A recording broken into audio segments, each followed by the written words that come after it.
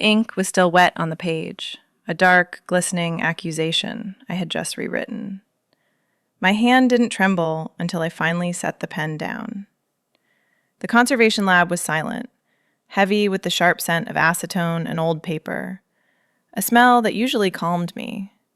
Not tonight. Tonight, it smelled like a crime. I looked down at the ledger. I wasn't just fixing a date or correcting a clerical error. I was altering history. And I was doing it for her. For the one woman who represented everything I despised and everything I couldn't stop watching. The choice was made. 3 days earlier, the air between us wasn't volatile. It was just cold. We were at the Sterling Auction House for the autumn preview. The ceilings there are high enough to swallow the sound of polite conversation, turning the room into a cavern of echoes and expensive silence. I stood near a 17th century landscape, preferring the company of oil and varnish to the donors swirling around the buffet. I am a curator. My job is preservation. I keep things still. I keep them safe. I stay in the shadows because the light damages the merchandise. Madeline, of course, was the light. I heard her before I saw her. The sharp, rhythmic click of her heels on the marble floor cut through the low hum of the crowd. She moved through the room like she owned the very air we were breathing. She wore a dress the color of midnight, cut with a precision that made it look like armor, and the diamonds at her throat caught the overhead track lighting with every turn of her head. I smelled her perfume, sandalwood and something sharper, like cold rain, before she even passed me. She didn't look at me. She never really looked at me. She just offered a slight, icy nod as she breezed past toward a group of investors. We were natural enemies. I protected art, she sold it. I valued history, she valued the highest bidder. To her, I was a dusty academic obstacle.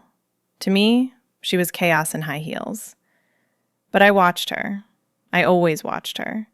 I cataloged her movements the way I cataloged brushstrokes. The way she laughed, tilting her head back just enough to expose the long line of her neck. The way her fingers lingered on the stem of her champagne flute. The room revolved around her. She was unveiling the centerpiece of her collection tonight, a portrait that had been lost for decades. It was going to make her career. Or, as the whispers started to suggest, it was going to end it. The rumor started quietly, rippling through the crowd like a draft. I heard it first from a preservationist near the bar, then again from a board member near the exit. They were saying the provenance was faked. They were saying the portrait had been stolen during the war, and that Madeline knew. I looked across the room. Madeline was still smiling, charming a potential buyer, but I saw the tension in her shoulders. I saw the way her smile didn't quite reach her eyes. She didn't know yet, or maybe she did, and she was just better at hiding it than I gave her credit for. The atmosphere shifted. The sterile luxury of the auction house suddenly felt predatory. The investors weren't looking at the art anymore. They were looking at her, waiting for the crack, waiting for the blood. I stood near the back, a ghost in a black blazer, watching the performance. That's what it was with Madeline, a performance. She wasn't just selling a painting. She was selling the fantasy of possessing it. I hated how good she was at it. I hated that even I, who knew the tricks, found myself leaning in when she spoke. I should have felt vindicated. This was the dealer who had outbid my museum 3 times in the last year. This was the woman who turned culture into a commodity. Seeing her fail should have been a victory for everything I stood for. But as I watched her navigate the room, unaware that the floor was about to drop out from under her, I didn't feel triumph. I felt a pull, a strange, terrifying instinct to step between her and the wolves. Then I saw it. A man in a gray suit left a thick dossier on the side table near the coat check. He caught the eye of a journalist and nodded toward it. It wasn't just a rumor anymore. It was a weapon, and it was sitting right there, waiting to be picked up. I didn't think about the ethics. I didn't think about the museum board or the preservation guidelines I had sworn to uphold. I just moved. It was an instinct born of something darker than professional courtesy, a reflex that bypassed my logic entirely. I crossed the room, weaving through the clusters of donors and critics, my eyes fixed on that manila folder resting on the mahogany table. The journalist was distracted by a waiter offering canapes. In that split second of diverted attention, I reached out. My fingers brushed the cool, textured paper of the dossier. I didn't open it. I didn't need to. I simply slid it beneath the fold of my blazer and turned away, my heart hammering a frantic rhythm against my ribs. I retreated to the shadows of the corridor that led to the private viewing suites. The Sterling auction house was designed to make secrets impossible. The private rooms were enclosed in soundproof glass, visible to everyone, but audible to no one. It was a cruel piece of architecture, treating the high-stakes negotiations inside like performance art for the masses outside. I stood in the dim hallway, clutching the stolen file against my side, and watched. Madeline was inside the central suite. She wasn't alone. Elias Thorne, a collector known for his ruthlessness as much as his portfolio, stood between her and the door. Even through the glass, the dynamic was unmistakable. He was leaning in, his posture aggressive, a predator scenting a wound. Madeline stood her ground, her chin tilted up in that defiant, regal angle I knew so well. To anyone else, she looked untouchable. She looked like the queen of the court, holding court. But I knew where to look. I wasn't watching her face. I was watching her hands. She rested her right hand on the back of a velvet chair, gripping the upholstery. And there it was, a tremor. It was slight, barely a vibration, but against the dark fabric, it was screaming. Her knuckles were white, the tension radiating up her forearm. It was a crack in the marble, a hairline fracture in a diamond.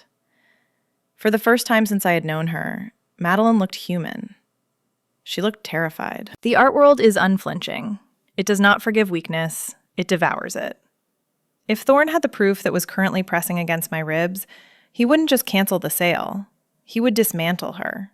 He would strip her of her credibility, her gallery, and the name she had built from nothing. I looked at her, really looked at her, and realized that the armor she wore, the couture, the diamonds, the icy detachment, wasn't arrogance. It was survival. I stepped back into the alcove and cracked open the dossier. It was a ledger. The pages were yellowed, brittle with age, smelling of dust and decay. I scanned the entries. There, in faded ink, was the damning line. The portrait hadn't been discovered in an attic in France. It had been cataloged in a seizure list in 1942. It was stolen property. The provenance Madeline was selling was a lie. Maybe she knew, maybe she didn't. It didn't matter. This paper was a death sentence. I should have walked back into the party and handed it to the journalist. It would have been the end of our rivalry. I would have been the undisputed authority in the city, the one left standing. But as I looked back through the glass, watching Madeline silently endure Thorne's interrogation, a cold dread settled in my stomach. I imagined the gallery without her. I imagined the auction previews without the sharp click of her heels, the industry dinners without her cutting wit from across the table. It would be peaceful. It would be orderly. And it would be unbearable. I realized then that I didn't define myself by my work. I defined myself by the friction she created. Without her chaos, my order meant nothing. I closed the ledger. The decision settled over me, heavy and suffocating. I wasn't going to expose her. I was going to save her.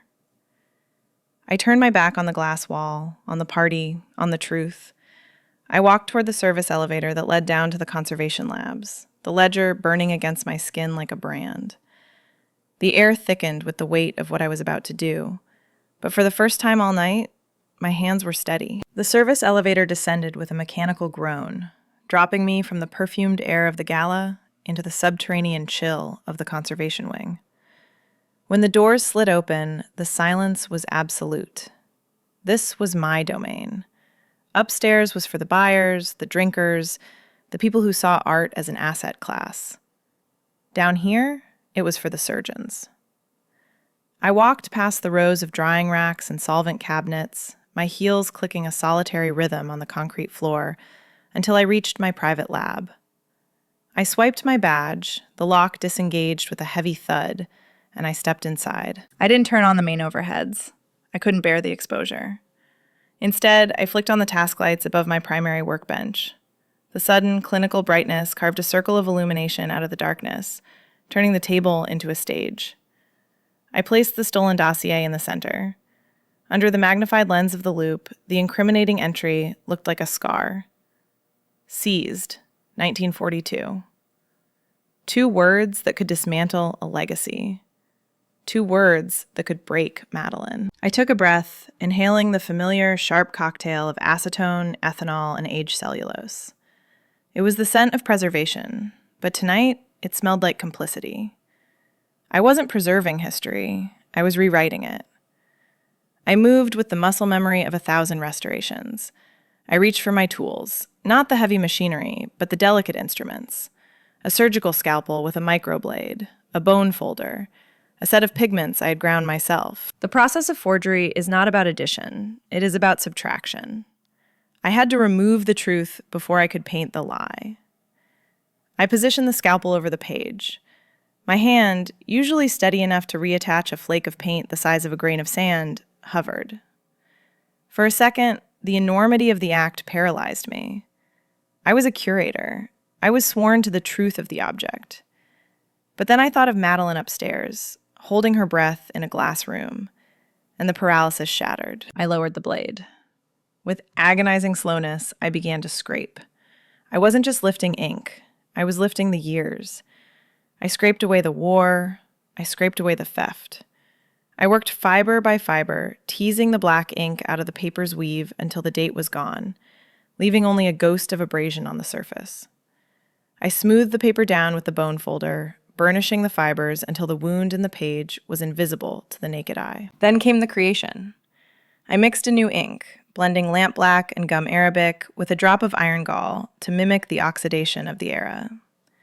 I tested it on a scrap of vintage paper, watching how it bloomed and dried. It had to look 70 years old the moment it touched the page. When the color matched, I dipped a nib pen into the mixture. I didn't write seized. I wrote acquired. I didn't write 1942. I wrote 1938. It was a small change, a few strokes of a pen. But as the ink dried, turning from wet gloss to a dull, authoritative matte, the reality of the world shifted. The painting was no longer stolen property. It was a legitimate purchase. Madeline was no longer a fraud. She was a visionary. I sat back, the pen slipping from my fingers to clatter against the table. The sound was shockingly loud. The adrenaline that had carried me through the surgery suddenly drained away, leaving me cold and trembling. Sweat pricked at my hairline. My chest heaved in shallow, ragged gasps. I had protected the art from the bureaucracy that would have locked it in a dark warehouse for decades of litigation. I told myself that. I told myself I did it for the painting. But as I looked at the forgery, perfect and undeniable, I knew the truth. I hadn't done it for the canvas. I had done it for the dealer. I had compromised my soul to keep her pedestal from crumbling. I waited until the ink was fully cured, until the morning sun began to bleed gray light into the high windows of the loading dock. I closed the dossier. The evidence of my crime was now the proof of her innocence. I took the elevator back up to the silent, empty auction floor. The cleaners were just starting their shift. I walked over to the side table where I had found the file, the spot where the journalist had left it, and placed it back exactly as it had been. I walked away without looking back. The trap was set. But now, instead of catching her, it would set her free. And I was the only one who would ever know the cost. I was 3 floors down in the archives, cataloging a donation of minor sketches. But I felt the shift in the building's gravity the moment her eyes hit the page. It was a physical sensation, a sudden release of tension that vibrated through the floorboards. She had expected an execution order. Instead, she found a pardon. But Madeline never swallowed anything without tasting it first. That was the variable I had calculated, yet dreaded. Any other dealer would have wept with gratitude. But Madeline had eyes that could distinguish between a brushstroke made in anger and one made in sorrow. She knew the texture of history better than she let on. She would look at the date. She would see the ink. and she would know. It took her 40 minutes to find me. The archive door was thrown against the stopper with a violence that shook the dust from the shelving units. The stagnant air suddenly charged with the scent of sandalwood and ozone. I didn't look up from my filing. I couldn't. "You have a lot of nerve," she said. Her voice wasn't loud, but it was vibrating, stripped of its usual polished veneer. I turned then. She stood at the end of the aisle, the ledger clutched in her hand like a weapon she didn't know how to fire. Her hair was slightly loose, a single strand escaping the perfect coiffure, and her chest was rising and falling rapidly. She didn't look relieved. She looked terrified in a completely new way. She closed the distance in 3 strides. The narrow archives forced us close. When she stopped, she was near enough that I could see the gold flecks in her irises, near enough to feel the heat radiating off her skin. She slammed the ledger onto the metal shelf beside my head. "The iron gall," she whispered, the accusation sharp and precise. "It hasn't oxidized fully at the edges. The bloom is too tight. Under a microscope, it's wet." "Then don't put it under a microscope," I said. My voice sounded foreign to my own ears, calm, steady, complicit. She stared. "You forged it. You walked into my auction, stole the evidence that would have buried me, and you forged a provenance." She let out a fractured breath. "If Thorne finds out, it's not just my career, Ruby. It's prison. For both of us." "Thorne sees what he wants to see," I replied, stepping a fraction closer. The space between us was shrinking, consumed by the enormity of the secret we now shared. "He wants a masterpiece. I gave him one." "Why?" The word hung in the silence, heavy and demanding. She searched my face, looking for a trap, a blackmail scheme, a hidden agenda. "You hate everything I stand for. You think I'm a vulture. Why would you risk your reputation to save mine?" I could have told her the truth. I could have told her that the thought of a world without her vibrancy was like looking at a blank canvas, technically perfect, but utterly empty. Instead, I leaned back against the shelving unit, holding her gaze. "The painting is genuine," I said quietly. "The bureaucracy was the lie. It deserved to be seen." It was a deflection, and we both knew it. Madeline studied me, her eyes narrowing, reevaluating everything she thought she knew about the quiet curator in the corner. The power dynamic in the room shifted violently. She was no longer the untouchable queen of the auction block. She was the beneficiary of my crime. She was indebted. And for a woman like Madeline, debt was intolerable, unless it could be converted into currency. The fear in her eyes receded, replaced by something volatile. She stepped in, invading my personal space until the tips of her shoes brushed mine. The hostility was still there, but it was laced with a sudden, electric awareness. "We have to get our story straight," she murmured, her voice dropping to a register that scraped against my nerves. "If we're going to lie to the world, we have to be perfect." "I am always perfect," I countered. "Not tonight," she said, and the ghost of a smirk touched her lips. "Tonight, you're a criminal. Come to my apartment, 10 o'clock. Don't be late." She turned and walked out, the click of her heels echoing like a gavel. I stood alone in the dust, my heart pounding against my ribs, realizing that the silence I had tried to preserve was gone forever. The air in the archives still smelled of her perfume, a lingering reminder that my safe, quiet world had been breached. Madeline's apartment was nothing like the gallery. I expected glass and steel, a continuation of the cold perfection she projected to the world. Instead, the elevator opened into warmth. The lights were low, amber and gold, casting long, soft shadows against walls lined with books, not art. Real books, with cracked spines and dog-eared pages. The air smelled of beeswax and something sweeter, like burnt sugar. It was disarming. It was a space for living, not for display. And standing there in my coat, I felt like an intruder in her private sanctuary. She was waiting for me by the window, looking out at the city skyline. She had changed out of the armor-like gown into silk trousers and a loose cashmere sweater. It was the first time I had seen her without the sharp edges of her profession. She turned when the doors closed, holding 2 tumblers of amber liquid. The ice clinked against the crystal, a sharp, solitary sound in the quiet room. She handed one to me without asking. Whiskey, neat, save for the single large cube. "To crime," she said, her voice low, lacking the performative projection she used in the auction hall. To survival, I corrected, taking the glass. We moved to the coffee table, where she had spread out the auction catalog and a timeline she had drafted on a legal pad.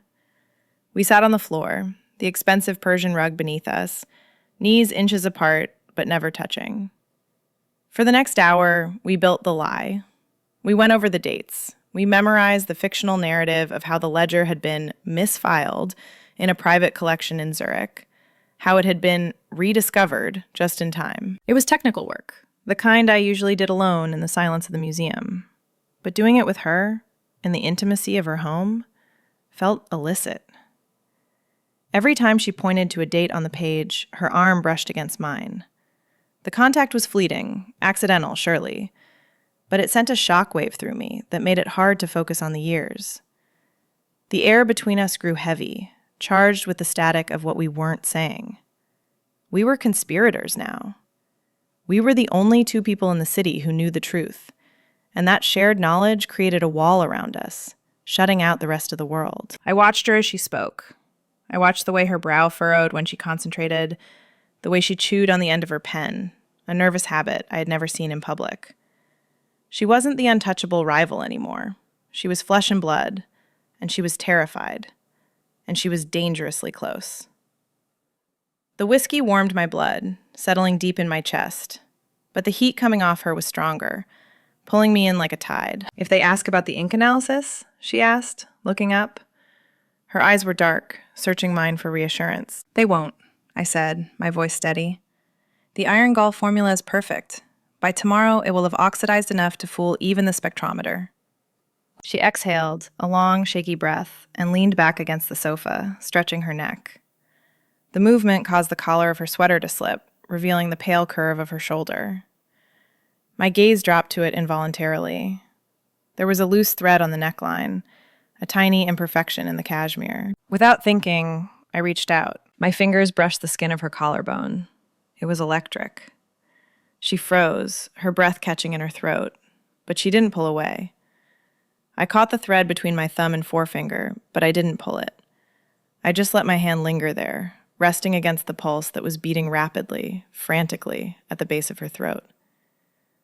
The professional boundary that had separated us for years dissolved in that single touch.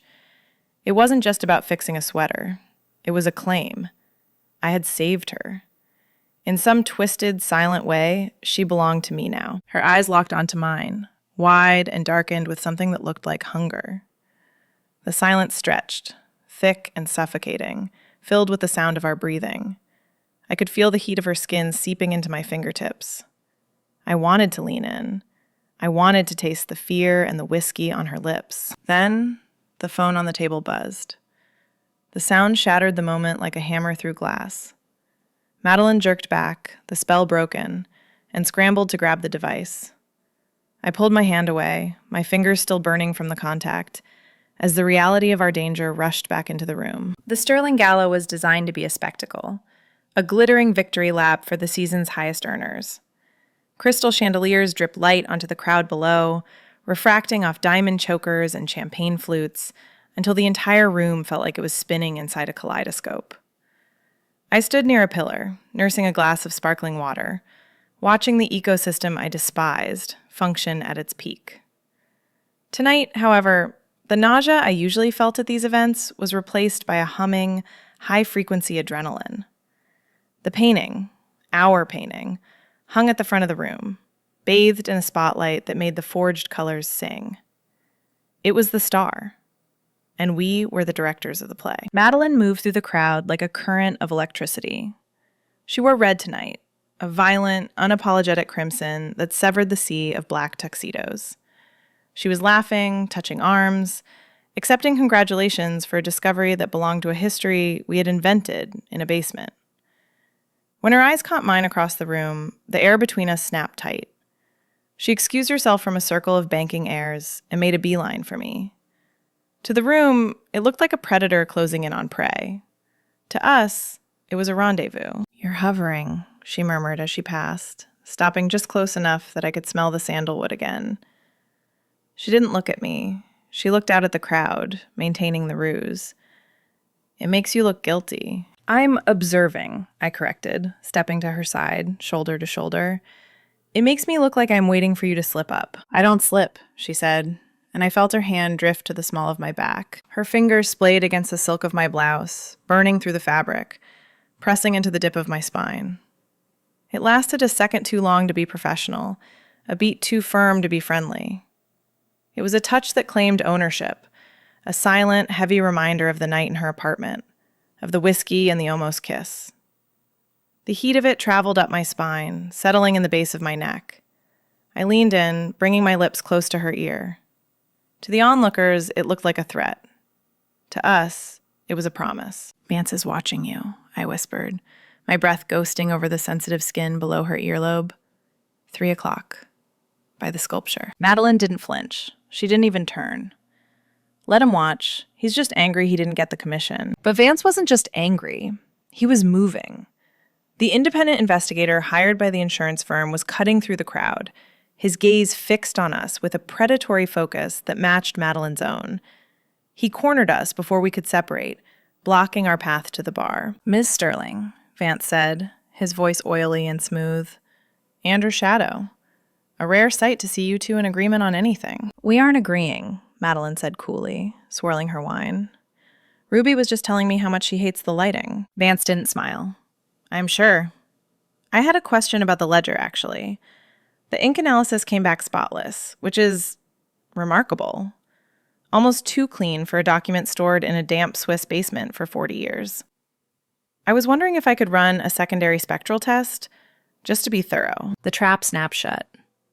A secondary test would see through the iron gall oxidation before it fully cured. It would reveal the lie. Madeline's hand on my back tightened, her nails digging in slightly, a signal of distress masked as casual contact. I didn't hesitate. I stepped forward, invading Vance's space, turning the defensive posture into an attack. "Are you questioning my lab's competence, Mr. Vance?" "I'm just doing my due diligence," he sneered. "You're fishing," I snapped, raising my voice just enough to turn heads. "You're trying to drive the insurance premium up by casting doubt on a pristine provenance. If you touch that ledger again, I will file a formal complaint with the ethics board for mishandling fragile artifacts." Madeline picked up the cue instantly. She laughed, a sharp, mocking sound that drew the room's attention. "Oh, let him test it, Ruby. Let him waste his time. He's just upset because he can't find a flaw to exploit." She turned to me, her eyes blazing with a mix of performance and genuine thrill. "You're always so protective of the paper, darling. It's the art that matters." "The paper is the history," I argued back, channeling every ounce of our old rivalry into the performance. We were shouting now, a staged argument that felt exhilaratingly real. The crowd loved it, the curator and the dealer, at each other's throats, as always. Vance looked between us, flustered by the sudden wall of noise and hostility. We were a united front, masquerading as a war. Two sides of the same coin, spinning so fast the world couldn't see the edge. Seeing her rely on my lead, seeing the trust in her eyes as we verbally sparred, solidified something dangerous in my chest. We were thick as thieves, bound by the rhythm of the con. "Excuse us," Madeline said, dismissing Vance with a wave of her hand as if he were a waiter. "I need a drink, and Ruby needs to calm down." She grabbed my wrist, hard, and pulled me away from the stunned investigator, dragging me through the murmuring crowd toward the terrace doors. The adrenaline was crashing through me, wild and intoxicating. We had won. The heavy glass door clicked shut behind us, severing the noise of the gala as if someone had cut a wire.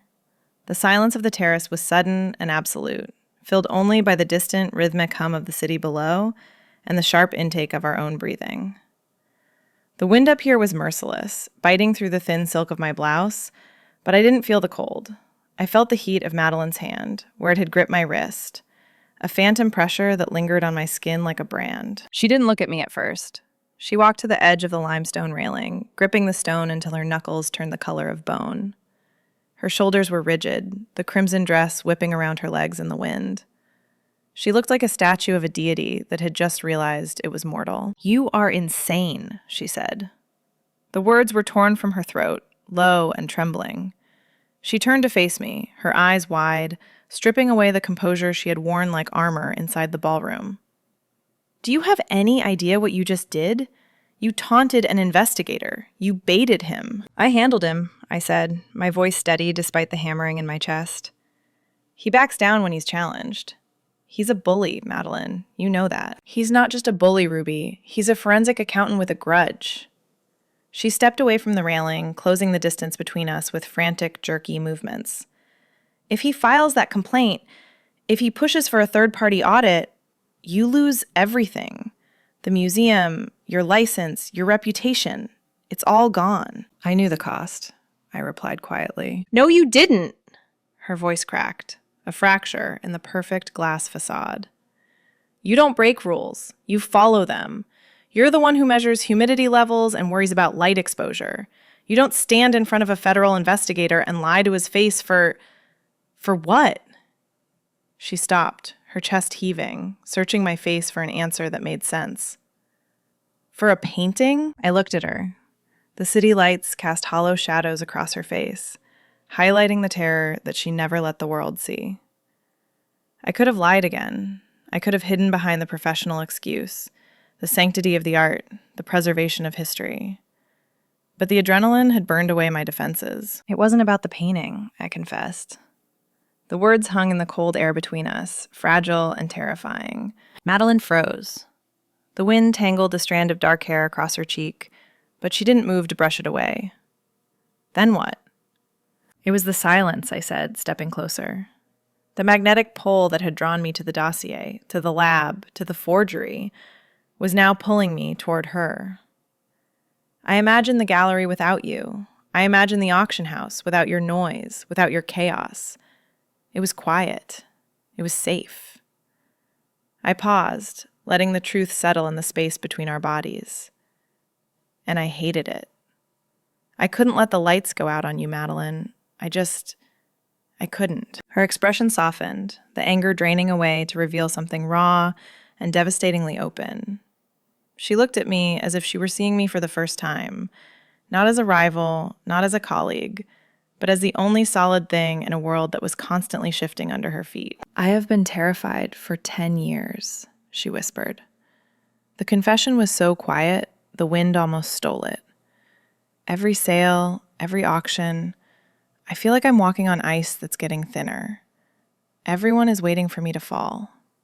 They want to see me bleed. She let out a shaky breath, her eyes locking onto mine with a desperation that made my knees weak. You were the only one who ever looked at me and didn't want something. And now you've given me everything. The tension on the terrace shifted. It was no longer the sharp, jagged fear of legal exposure. It was something heavier, darker, and infinitely more dangerous. The air between us thickened, charged with the same electricity that had crackled in her apartment, but magnified by the stakes of what we had just survived. We weren't just conspirators anymore. We were necessary to each other. I watched her gaze drop to my lips, then back up to my eyes. The hunger there was undeniable. The professional rivalry, the years of icy nods and polite disdain, had all been a prelude to this terrifying, inevitable gravity. We can't stay out here, I murmured. My voice was rough. Vance might come looking. Let him look, she breathed. But she stepped back, glancing toward the glass doors. But you're right. I need to be somewhere where I don't have to perform. Then let's go, I said. She nodded, and the look she gave me wasn't a request. It was an invitation to the edge of the cliff. We turned together, moving back toward the warmth of the building, seeking the only thing that mattered now, a door that locked from the inside. The heavy oak door clicked shut behind us, the sound acting like a physical seal against the world outside. The noise of the gala, the judgmental stare of the investigator, the high-stakes theater of the auction floor. It all vanished instantly, severed by 2 inches of solid wood. We were left in the sudden, ringing silence of her private study.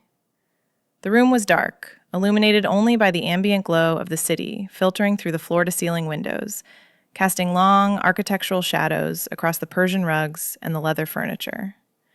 It smelled of old paper and expensive whiskey, a scent that mirrored the lab downstairs but felt infinitely warmer, infinitely more dangerous. Madeline didn't move away from the door. She leaned back against the wood, her head tilted up, her eyes closed. Her chest rose and fell in a rapid, jagged rhythm. the crimson silk of her dress straining with every breath. She looked stripped raw. The imperious dealer who commanded millions with a raise of her eyebrow was gone. In her place was a woman who had been running on adrenaline for a decade and had finally hit the wall. I stood in the center of the room, watching her. My own heart was hammering against my ribs, a frantic drumbeat that echoed the chaos in my mind. I should have been terrified. I should have been calculating the legal ramifications of what we had just done. But I wasn't. All I could feel was the magnetic pull of the woman standing 6 feet away. The air between us thickened, charged with a static electricity that made the hair on my arms stand up. It was the same tension that had defined our rivalry for years, but the frequency had shifted. It wasn't hostility anymore. It was gravity. I crossed the distance between us. I didn't rush. I moved with the same deliberate precision I used when handling a crumbling manuscript, afraid that a sudden movement would shatter the moment. Madeline opened her eyes when I stepped into her personal space. They were dark, dilated, wide with a mixture of fear and hunger that mirrored my own. She didn't tell me to stop. She didn't retreat. She just watched me, her breath catching in her throat. I reached out. My hand trembled slightly, not from fear, but from the sheer sensory overload of the proximity. I placed my thumb against the sharp line of her jaw. Her skin was burning hot, feverish against my cool fingertips. I traced the bone, feeling the pulse hammering wildly beneath the surface. It was a tactile acknowledgement of reality. She wasn't a symbol. She wasn't an adversary. She was real, and she was right here. "Ruby," she whispered. It sounded like a plea. I didn't let her finish. I didn't want words. We had spent years using words as weapons, hiding behind critiques and negotiations. I leaned in, closing the final inch, and pressed my lips to hers. It wasn't a gentle kiss. It wasn't the soft, cinematic romance of a storybook. It was desperate. It was a collision. Madeline made a low sound in her throat, a noise that was half sob, half growl, and her hands tangled into my hair, gripping tight enough to pull. She kissed me like she was starving, like she had been holding her breath for 5 years, and I was the only oxygen in the room. The sensory details swamped me. The taste of champagne and terror on her tongue. The scent of sandalwood and sweat. The feeling of her nails digging into my scalp, grounding me in the chaos. I pressed her back against the door, my body flush against hers, needing to eliminate every millimeter of space between us. The walls of glass I had built around myself, the professional detachment, the quiet observation, the cold control, shattered. They didn't just crack, they disintegrated, leaving me exposed and aching. There was no precision here. There was no preservation. This was destruction in its most beautiful form. We were unraveling each other, undoing the knots of rivalry and restraint with every touch. My hands found the curve of her waist, the silk of her dress slippery and cool under my palms, contrasting with the heat of her body. She arched into me, her composure completely abandoned, her need matching mine beat for beat. We broke apart only when our lungs demanded it, gasping for air in the quiet room. We didn't move away. I rested my forehead against hers, our breaths mingling in the small, intimate space between our faces. Her hands were still in my hair. Mine were still gripping her waist. The rivalry was dead. The professional distance was a memory.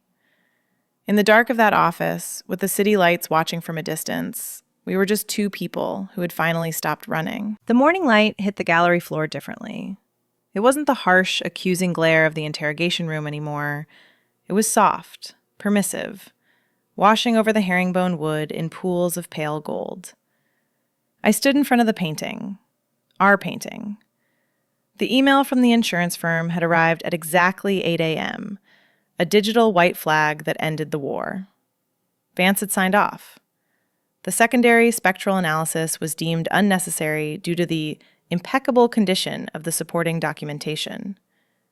The lie had hardened into history. Madeline arrived 10 minutes later. I didn't need to turn around to know it was her. The rhythm of her steps had changed. The frantic staccato beat of the last week was gone, replaced by a fluid, predatory grace that commanded the space even when it was empty. She stopped beside me, close enough that the silk of her sleeve brushed the wool of my blazer, but far enough apart that a security camera would see only 2 colleagues admiring a masterpiece. "It's done," she said softly. Her voice was calm, restored to its usual velvet pitch, but I could hear the lingering resonance of the storm we had weathered. "It's done," I echoed. I looked at the canvas. The brushstrokes looked heavier now, weighted down by the secret we had painted over them. The figure in the portrait seemed to watch us with a complicit gaze. "Vance is gone? He's on a flight to Zurich. He apologized for the inconvenience." She let out a short, dry laugh that sounded like glass breaking. "He called you formidable. He said he hadn't expected a museum curator to have such teeth." "I prefer thorough," I corrected, keeping my eyes on the frame. "Formidable implies I enjoy the fight. Thorough implies I simply finish it." We stood in silence for a moment, letting the reality settle between us. We had committed a felony. We had defrauded an international insurance firm, deceived the public trust, and rewritten the biography of a stolen artifact. By every metric of the ethics board I sat on, I was compromised. I was corrupt. And as I stood there, breathing in the scent of her sandalwood perfume, mixed with the gallery's lemon polish, I realized I didn't care. The guilt I had expected never arrived. Instead, there was only a strange, vibrating clarity. The world was gray, not black and white. And in the gray, we had found each other. "You know we can't go back," Madeline said, turning her head slightly to look at me. Her eyes scanned my profile with a possessiveness that made my breath hitch in my throat. "The board meetings, the auctions, the charity dinners, we can't pretend this didn't happen. I can't look at you and see an obstacle anymore." "We have to pretend," I said, finally meeting her gaze. The intensity there burned. "That's the price. In public, I'm still the curator who thinks you're a vulture. You're still the dealer who thinks I'm a dusty academic bore. The friction is what sells the narrative. It keeps them from looking too closely at the paperwork." "And in private?" she asked. The question hung in the air, heavy and sweet, stripping away the professional veneer. I reached out, my hand hovering near hers, hidden by the fold of her coat. I brushed my pinky against hers, a tiny, invisible contact that carried more voltage than a lightning strike. "In private, we know the truth. We know who holds the pen." The truth was that the rivalry had been a mask for something else all along. The friction between us hadn't been hate. It had been recognition. We were 2 sides of the same obsession, bound by the need to control, to possess, to preserve. I had broken my own rules to keep her safe, and in doing so, I had bound myself to her more tightly than any contract could. The forgery was our wedding ring, forged in iron gall ink and silence. "I like the truth," she whispered. A slow smile spread across her lips. Not the practice smile for the cameras, but the real one. The one I had tasted in the dark of her study, sharp and vulnerable. "It's dangerous." "It's permanent," I replied. "The ink is cured. It won't fade." She stepped back, the professional distance snapping back into place like a rubber band. "I have a lunch with the acquisition committee. You should probably write a scathing op-ed about my commercialism next week. Keep up appearances." "I've already drafted it," I lied. "It calls your methods mercenary." "Good." She turned to leave, her heels clicking on the hardwood. At the door, she paused. She didn't look back, but I saw her hand linger on the frame. "Ruby?" "Yes?" "Tonight, the archive room. I have questions about a new acquisition. I need an expert opinion." "I'll be there." She walked out into the sunlight, radiant and untouchable. I watched her go, feeling the weight of the secret settling comfortably on my shoulders. I looked back at the painting. It wasn't just oil on canvas anymore. It was a monument to the moment I chose the chaotic, terrifying warmth of a person over the cold safety of a rule. I had corrupted my work, yes, but I had saved something far more valuable. The art would survive. And now, so would we. 3 months later, at the spring gala, I watched her across the crowded ballroom. She was holding court, laughing, dazzling the room. Then, her eyes found mine. The noise faded. She offered a slight, knowing smile, the one that said she knew exactly whose hands were dirty. The secret wasn't a burden. It was the gravity holding us together. If you enjoyed the thrill of this secret, subscribe for more stories where rivalry blurs into desire. Tell me in the comments, what risk would you take for the one you can't look away from?